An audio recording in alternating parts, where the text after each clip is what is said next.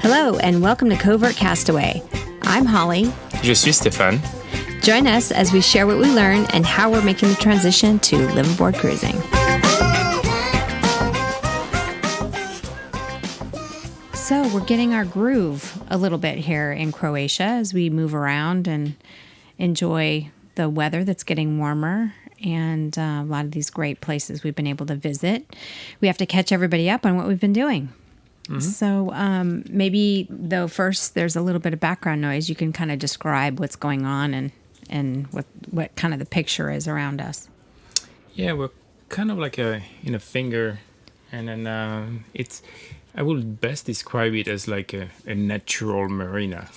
Yeah. Because you don't have a dock or anything, but you have about 20 boats, and they're really good about getting all these boats on one side, on the other side, but all around is just rocks. So you're basically tying up... And trees.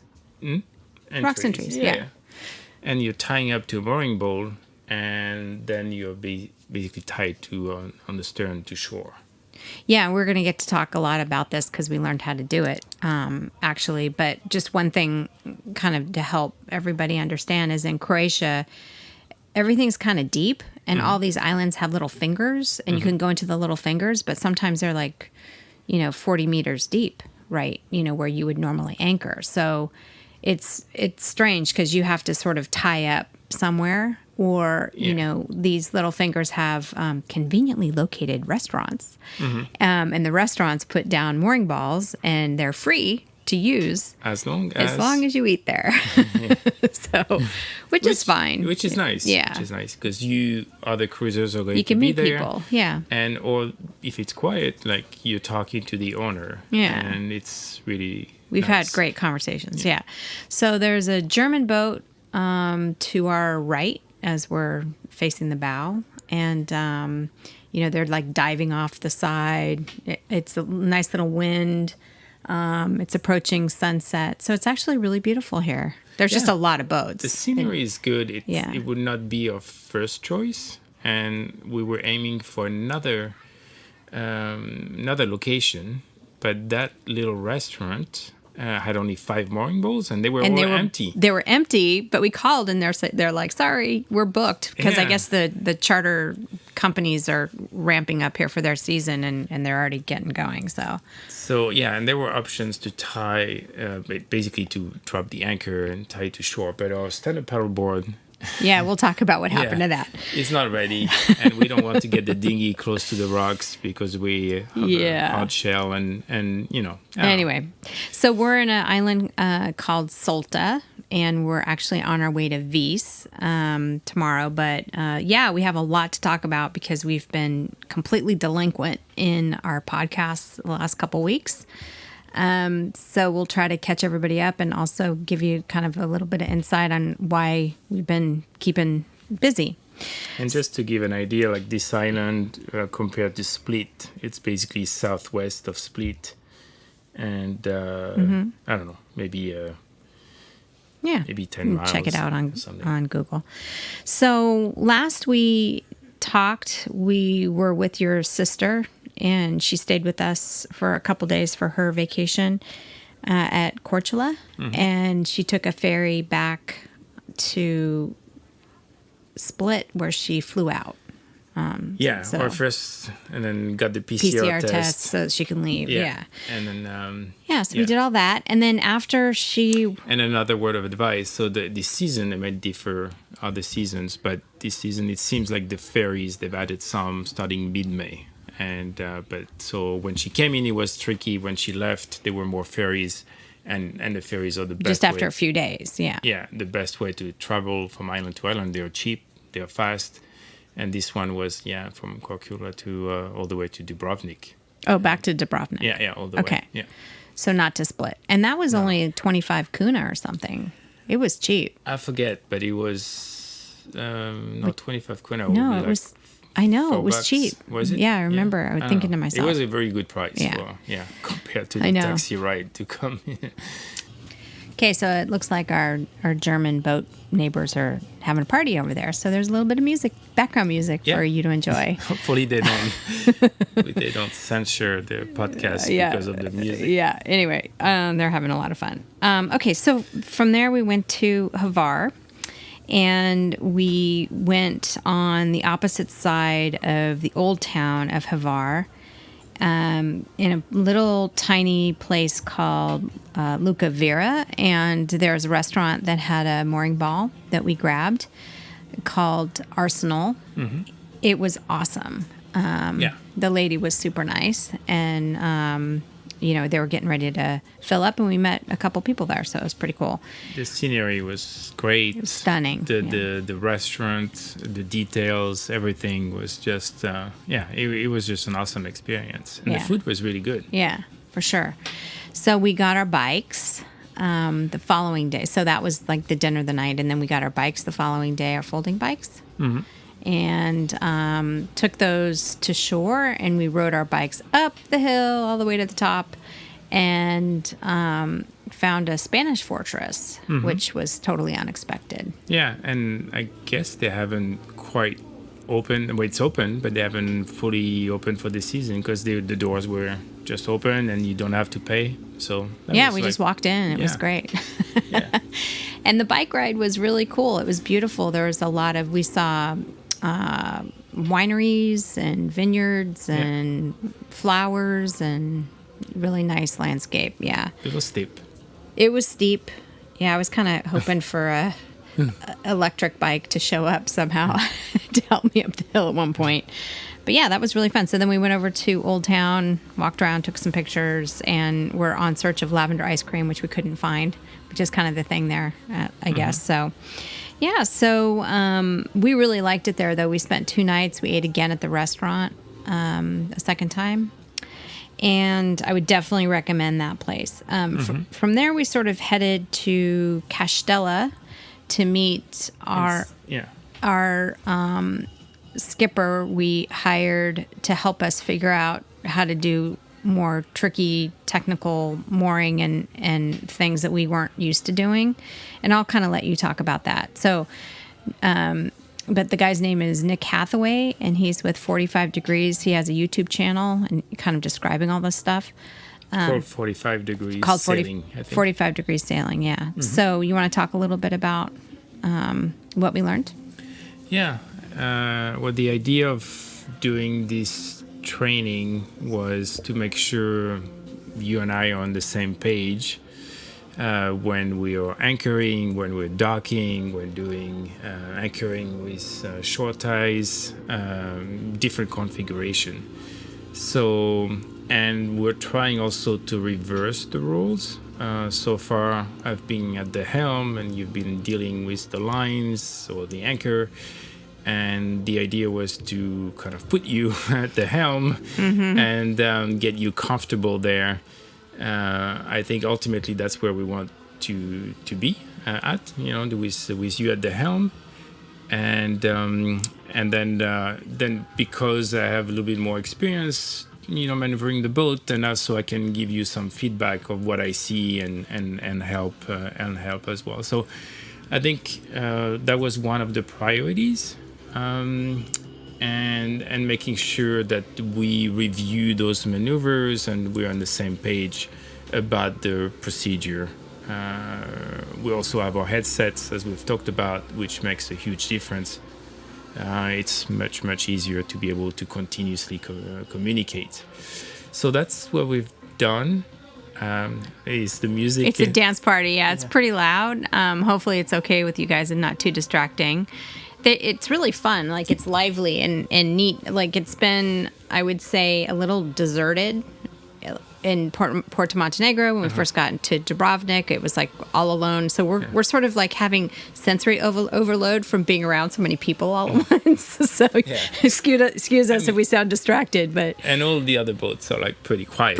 But we're with the party boat. We've got the party boat. They're like younger guys and girls. And girls. They're having fun. That's what it's about. Good. It's all good.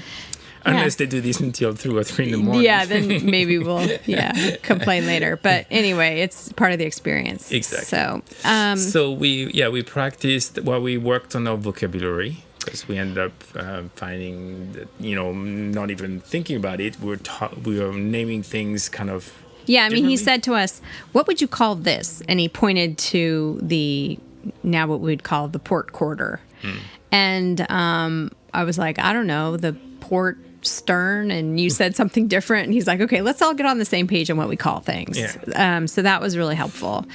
And then I think the thing with me is what I didn't realize is I have proximity fear. When I'm at the helm and I'm looking at where I am, it just, everything seems super close. It's like objects appear closer than they appear. Fast forwarding, like, oh, the dock is a magnet and I'm getting so close, suddenly I'm going to be hitting it. But, so I think, there's a little bit of that to get used to, and to be like, okay, I might be close, but I'm in control of the boat. And, right. And, I might have the stern to wind. I control totally the distance, the speed. And the dock is just there, it's on one way it gauges, your distance, your speed, you can see better. But you have a little bit of a proximity anxiety. And I didn't know that about myself. Like some people are afraid of heights, or some people are afraid of this and that or whatever. And I'm actually, it's actually really scary for me. And I didn't realize that was a thing. So I'm working through that. He did take us really close up to a yacht and to a dock, and taught me how to keep the boat still and not move by this procedure called stemming. Well, no, it was like stern to the wind, or the bow into the wind, and really controlling, keeping the boat, in the same position. And then if you want to move sideways, I don't know, for some reason. Nobody haven't really learn or practice that. So, and this is a stemming. Yeah. Stemming, which is basically, so if you have stern to the wind, you're staying in position, but you might want to be, and I'm kind of calling it crabbing, because you're moving. If you want to move sideways, then you'll turn, your stern quarter, one of them, like, into a little bit away from the wind, and now the wind is not hitting your stern, but just kind of, let's say, the port quarter, and now you're going to move towards your starboard side. And so you might be able to kind of control your speed, your rotation a little bit, and then you're moving sideways to get closer to the dock, or whatever you want to do. Yeah. So that was really really good. And he does describe this in a video on his website, and we were both looking at each other like, oh my God, learning this alone is like worth its weight in gold, because we had never, sort of like forward, backward turn, sort of try to stop, but it's really hard to just completely stop your boat or control where it goes with the wind, which is sort of the concept. So that was really good. And then he took us to a little town called Melina on the island of Brock. And I was able to dock the boat stern too by myself. Well, not really by myself, because you guys were on the boat, but like I backed it in without freaking out. So that was good. And it was funny because the first slip they gave us was between two boats. It was really tight, and they were already trying to push the other boats out, to create more space. And then Nick had the perfect answer and say, "Oh, we have a skipper in training." So we'll use that from now on when we want a bigger spot. Well, and it was like the second you and I saw the space, it's like suddenly we had PTSD together mentally over what happened in Sardinia. So we were happy to move to a different spot. Yeah, and so that was good. So we had dinner there, and then we took the boat the next morning to Marina to drop him off, and it was upwind. There was a lot of and that was good. Waves. We got another spot with basically space on the side, because we had probably 20 knots, 25. 15 established for sure, like gusting 20 on the beam. Yeah, and so. if you have space, it's great. If you were stuck between two boats, I don't know how we would have gotten out. Especially the way a cat is, the stern, you cannot really put a fender all the way to the end, and then you have this corner. And so anyway, so that was good that we requested a different spot. Mm-hmm. And the next day was motoring. We have a third reef in the main, and then motoring all the way back to Split to drop. It was a bit bumpy, but it was good. And the winds are just kind of shifty, and I think it changes its mind. The weather can get moody, although it's getting better and better and warmer as the days go by. Then we no longer had him on the boat, and we were like, okay, let's go find a spot where we can do the stern two with the lines by ourselves, because he kind of showed us that. Well, we had where we dropped Nick, and then we anchored in this marina. Marina. And it's called Marina. Yeah. It was just an anchorage. It's a bay, but it's a town, Marina. But we anchored in the bay.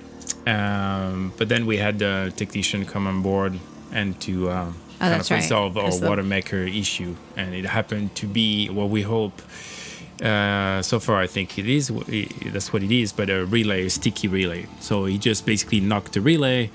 And then everything worked again. And so far, we've been able to make waters. That's good. But at times, it doesn't work. So we're trying to get a spare relay, but that's another topic. But that's where we we basically paid a guy to come on the boat and knock it with a wrench. And then he talked to us for another hour. He's a super nice guy. Oh, super nice. Yeah. He was really nice. So then we headed to a place called Lukamala, which is a very tiny, one of these fingers we were talking about, and we did a stern two with two lines. So that was fun. So we anchored the boat first, and then Stefan took the helm and held the boat in place while I got on the stand-up paddleboard and kind of paddled over with the line and attached it to a rock, and then did the other side. Find a rock. You got to find a rock, yeah. And then did the other side, find a rock, and then we ended up moving it around, moving the line too. And so it was great because we were stern two. We had this private beach to ourselves behind us. It was like super private. And then like 2 days later or whatever, because we were there for 5 days, it was the weekend. And so this guy comes by on this yacht. It wasn't, how big was it? It wasn't really a yacht. It was a motor vessel. Yeah. Yeah, maybe. And he had two girls on it, like half his age. And he's like, hey, you gotta like. Can you drop the line? Like just drop the line and we'll pass by. Just behind you. So they wanted to basically anchor in the bay behind us. Or use the beach or something. Yeah. So it was like, hey, can you just drop the line? I go over, just bring the line back. And I'm like, no, it's like 20 knots of wind. With so much wind. Those two lines are holding a boat. From swinging, let me paint the picture. So it's super narrow. The stern lines are keeping our boat from, if it was to rotate with the wind, it would like smash into the rocks. So we were like, no, we're not dropping the line. And what was he saying to you? Like, oh, I've been a seaman my whole life. Yeah, you don't want to help me? Like, blah, blah, blah. And I'm like, you're asking me to drop a line that is holding a boat, And he has like a motorboat that is probably like a quarter of the weight at the most of our boat. But, we're like probably 20 ton. There is no like dropping the line and putting it back, it's well, and I was trying to understand the logic even, because it's like he's like, well, I'll get in the water and help you with the line, and then I'm thinking, well, if you're in the water, who's going to drive the boat? Like, it makes no sense. So we basically said no, and then we kind of you took your I got my phone and I started taking a picture of his boat. And it's so interesting how people's behavior changes when you pull out a camera. And then he's like, and then he kind of went away. Plus there was another bay. I mean, there are so many bays. It's not like... in that same finger, there was on another bay. Side. So I said, why don't you go over there? There's nobody. And he's just, anyway. Yeah. I mean, there's plenty of space. Except here, where we are right now, there's like 500 boats. Anyway, then, so we did that. That was a lot of fun. Oh, and the Lukamala, by the way, was on the island of, and I'm totally butchering the Croatian here, but Drevnik Veli is what it was called. And it was really lovely. We stayed there, like I said, for 5 days, and we did a bunch of things. And we're going to do another podcast on time and slowing down and what takes time. But we had to take care of a couple things and fix our paddleboard and do some other things. So because it got a hole in it, it punctured a hole in our paddleboard, which we kind of needed to. So when you go to shore, you have those sharp rocks all around. So probably what happened, I mean, I guess we need to come close to shore, get our feet in the water, and then just let the center paddleboard float. But I think when trying to just fix the line on the paddleboard, you're putting some weight on it, and if there was probably a sharp rock under it. And so it's not a big puncture, but, so that means now you have to fix it. And then you have to wait 24 hours before you can inflate it. And we need that stand-up paddleboard for fun, but also to do to get the lines back on board or to do more short ties. Yeah. Yep. So then after that, was there another boat coming next to us here? No, just a little dinghy. Okay. All right. So we went from there. We headed to Split. And we were excited to go to Split to see the old town and also meet up with some friends who were coming from the States to visit. And we met up with them for dinner. We toured Diocletian's palace, which was really cool, and took some cool pictures there. He was a Roman emperor that was in charge of Rome when the 300s or late 285 to 310 or something like that. I don't remember. He's on Wikipedia, so you can look that up. But it was really cool. So very, very old. But we did some other things. We mostly provisioned. I had a doctor's appointment to look at a sunspot that started to look a little weird. She burned it off, and but we spent most of our time looking for soy milk and provisioning. Well, there was a Lidl, that's a store that has pretty good products and prices. So we've done 2 rounds of provisioning, thinking that Split is going to be the biggest city for a while. In Greece, probably Corfu might be the next biggest city. But after that, we're going to be in islands and stuff. So we thought, hey, it's convenient. We figured out where the store is. We have a little cart. So we did we went to a couple of the stores as well to find other products. Oh, yeah. So we were off-roading with our grocery cart. So we have, at least for next few months, for basic products, we're good. We went to Decathlon. Yeah, we spent hours at Decathlon. Yeah. That probably place. Like you go to Split and then you spend like half a day. It's so bad. Store. Like, it's so funny. Every time we go in that store, I look at my watch and hours gone by and we're on like the second aisle. Yeah. And then we're like, we think, we have everything. But like, we need that. We need that. We need that. And I don't know what and then you look at some price. It's like Costco. It's so cheap. It's like you think, it's really cheap. It's like Target, except it's like all sporting goods stuff. Yeah. Like everything you can imagine. No, what I mean is like, it's like Costco. Like you think, it's cheap. But you buy this, and that. Oh, yeah. Next thing you know. I know.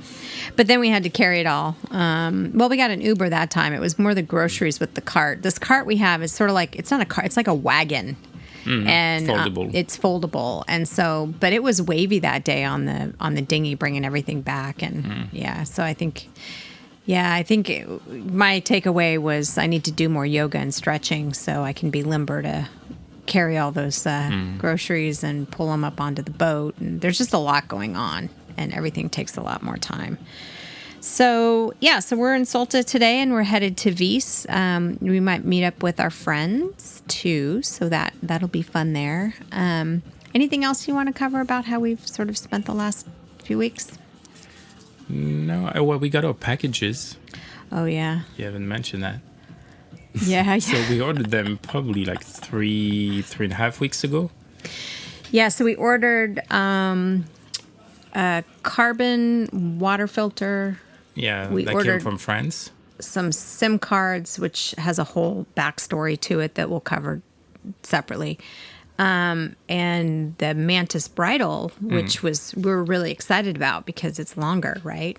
Yeah, we wanted to upgrade the default standard FP bridle and to something where we were thinking about what is the weakest link in our anchoring, kind of chain. and we feel pretty good about our anchor. We feel pretty good about the chain.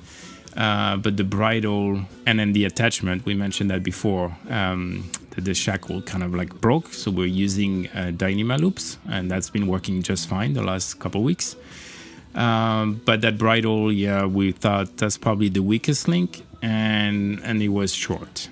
So we ended up ordering this mantis bridle. Like everything mantis does is like super beefy and solid. And so we got the package, installed this morning.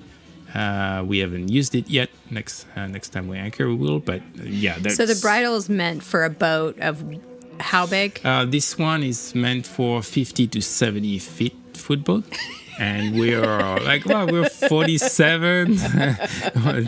So we have this huge bridle, and we have an oversized anchor too, right? Like our anchor is just one size above the basic requirement. So we feel good this way, And the bridle, sleep better at night, right? Yeah. The boat will kind of swing less at anchor and stuff. So no, that's good. We'll feel pretty good about all anchoring. Whatever, chain, bridle, anchor, everything. So that was an upgrade we wanted to make, especially we know we're going to be in strong winds at time in Greece, and, so we want to feel good about that because why not? Mm-hmm. Yeah. Cool. So I guess we should go join the disco dance party over here next door. Well, maybe not. We're probably like grandparents to those guys, but they sure are having fun. So we're just here hanging out, and we're going to catch dinner at the restaurant. It's been interesting with the vegan thing. You've eaten a lot of vegetarian risotto and pizza without cheese. Yeah. Yeah, that's kind of your staple at the restaurant. Or like they have grilled vegetables, but they just bathed them in oil. Yeah. So it's easy from the menu. You basically have those three options. Yeah. And I decided I'm a cheating vegan, so I'm cheating with fish. So this one restaurant we were at, I said, I'd like some shrimp. So in the U.S., you order shrimp, you get like 5 prawns. That's it. And remember that whole plate? Oh my God. It was that was it. There was it was 2 pounds of shrimp. Yeah, and the guy was with the heads on and shells on and everything. He was kind of almost mad. Yeah. That I didn't eat it all. I was like, seriously? He was like, why not? I'm like, seriously? This is so much shrimp. Yeah, you definitely find out if you have an allergy after that. Yeah. And I don't know, just a comment on the food so far. I feel like it's kind of bland. Here, and I don't know, and I thought maybe it's just me. I'm maybe just because I like spicy food. I actually carry hot peppers in my purse, bust them out and put it on. You don't even try the food. You put the peppers, hot pepper first because it's kind of bland. And so we were at dinner last night with our friends, and they said the same thing. So I'm like, okay, it's not me, So yeah, I mean, so far in Croatia, I don't know how good the food is really, but. Yeah, everybody has a different taste. So I like things spicy, and, the food in Italy was good, and, that was all good. So, so we're going to get ready for dinner here, and thanks for listening. And if you like this podcast, please feel free to share or rate us on your podcast app. And if you have any suggestions for either topics or improvements, please send them to sailingowen@gmail.com. And I have gotten a few really great suggestions on how to make it better. And thank you for that. Thank you for listening. If you like this podcast, please subscribe, like, or share with another covert castaway. Fair winds for now.